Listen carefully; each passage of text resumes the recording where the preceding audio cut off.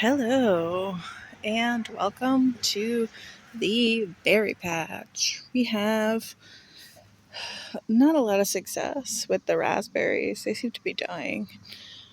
It's a situation. We have had currants. You can see lots of ripe ones in there. The birds have been stealing them a little bit, but we've been able to get some of them. This strawberry hasn't produced any strawberries yet. The currant bush did get mildly eaten. The blueberries are coming along great, but the currant bush, gooseberry bush did get a little bit eaten. You can see by the little caterpillars. I'm trying to find another one now that I knocked that one off, which is a good thing, but let's see. You can see there's a couple branches where they really got to before we were able to catch them. The basil is doing really good. It's really filling out. This rat's nest is the potatoes, and in behind there's two small gooseberry plants. Gooseberries. Oh gosh, my brain is not working. I'm trying to get this done before all the rain starts. We got like a thunderstorm warning, so that's fun. These pots are doing good. The thyme has really started to fill this pot out after I cut the flowers back. The nasturtiums are really big, but there's no flowers on them yet. The oregano is also doing really well here. I cut the comfrey down, way down, but it's growing and still doing its thing. The grapes are a humongous vine now. There are still, let's see, go to one, little baby grapes. So as long as we do still have some leaves dying, but you know, stuff always dies, so it's not that big of a deal right now. Not worried about it. You can just see just how many blueberries are on this particular bush. There's actually one in there that's kind of a little bit ripe, but yeah, that's pretty much it for this section, which just looks like literally this grass is so tall, it's like over my head. Everything is so overgrown. This is what happens to my garden when I lose interest in managing it, for the most part. But that's this section. Let's move along. Cat. Rhubarb update. Still really big. Herb garden update. Chocolate mint really filling out. Chamomile is everywhere and starting to die back and putting out new flower heads all the time. There is chives in here. They're just hiding. I kind of just let the chamomile take over. I cut the thyme to harvest. This is what I left to regrow. I haven't harvested any of the sage, and this thyme is finally starting to grow. The strawberry mint has also undergone a harvest. So it was quite tall, and I cut it all down.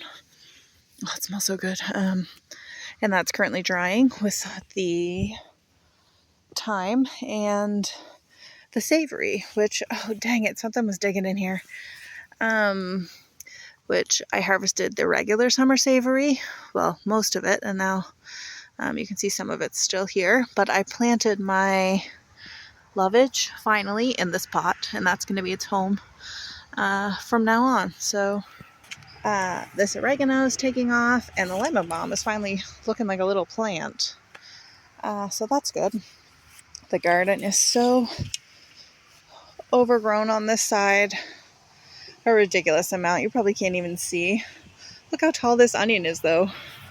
It still hasn't fallen over. This is a walking onion. You can see it's produced bulbs at the top. These bulbs have already produced little onions. They fall over. So like this one here has fallen over, and then the bulbs will plant. So when I cut the onions, I just drop the bulbs and then they'll root, versus a regular green onion like you buy at the store will produce a flower head like this.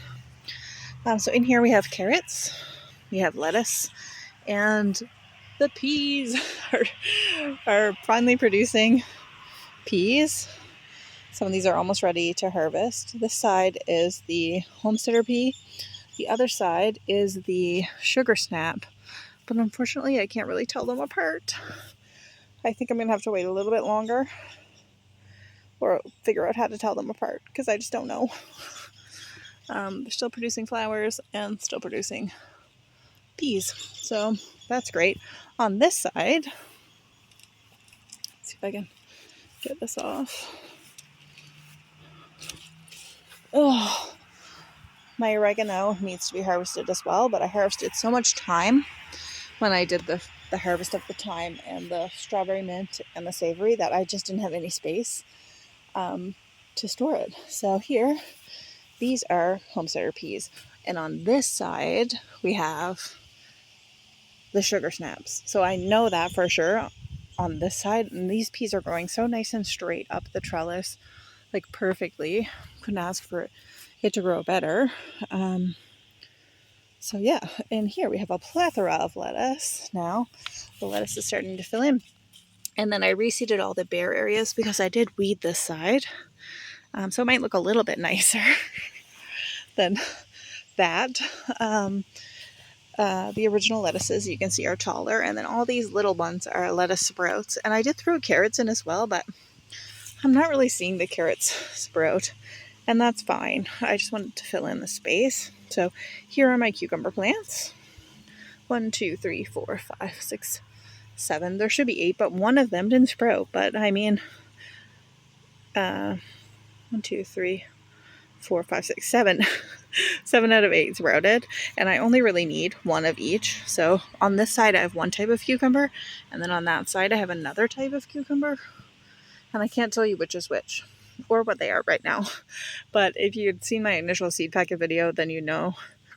And then so the oregano, I've kind of been pinching off the tops because they've been ready to flower, and I don't want them to do that. I want to harvest it and dry it because I'm almost out of oregano. I think I have like a 1/4 teaspoon left of the stuff that I dried like 2 years ago, maybe. Here you can see the peppermint is really filling in. And that's the midget savory. And that's what the other savory looks like before I harvested it. And then this is the hyssop. This is what the flowers look like. And it's starting to fill out a little more at the bottom, put out new sprigs. So when I harvest this will then just be the thing that lives in this pot as a perennial, just like the lovage in the other savory pot. And then in the future, I will grow my savory in an annual pot like I am with the basil. So I'd like to make sure that all of these things, besides the main garden beds, are perennials, so low maintenance. I'm about low maintenance and things that I'll use. So almost all of this stuff is herbs or tea. So that's where I'm at. The hops are looking a little bit, it's kind of hard to tell. The color grading on this is kind of strange, but they're looking a little bit yellow-green instead of green-green. So we gave them a little bit of compost, kind of fertilizer down there to see if that helps. Not really sure. The same thing apparently kind of happened last year. I don't really remember. The hops are not my thing.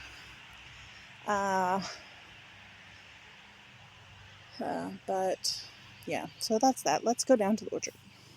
The water remains flowing, although the level is quite low. There's more on this side you can't really see. It's more pondy and a little rivery over there. All right, Nemesis. I tried to cut down this burdock plant and it popped back up. Like I stepped on it as hard as I could and it just sprung right back up the next day. Everything down here is looking a little bit half dead, half alive. So I did remow the paths because it was so overgrown it was hard to walk down here. And the pumpkin and squash plants were growing and I needed to be able to mow before I risked mowing them over. And when I mowed the other day, which was the day before yesterday, this plant did not extend out here. And this plant did not extend out here. So these two on this side are the pumpkins. And you can see I have been fighting the plague known as the cucumber beetle. I don't see any right now. We'll probably find one. There's one in there. Can you see those little devils? Those little yellow devils? Right there. Running away from me because they know I'm going to trounce them. So we've got 2 pumpkins on that side and 2 spaghetti squashes on this side. And then same situation here. We've got 2, sorry, not same, but similar. 2 squashes on this side, 2 different squashes on the other side. And here we have some beetles that we're just going to get rid of. There are a bunch of them. Die! I'm just going to pause while I get rid of all the beetles, and then I'll come back. I just got rid of all of the cucumber beetles I could find, but they're sneaky little buggers. As you can see, they've been eating both of them, and oh, look at this hole. Look at it. Oh, the demons. Okay. Fruit trees are still super leafy and stuff.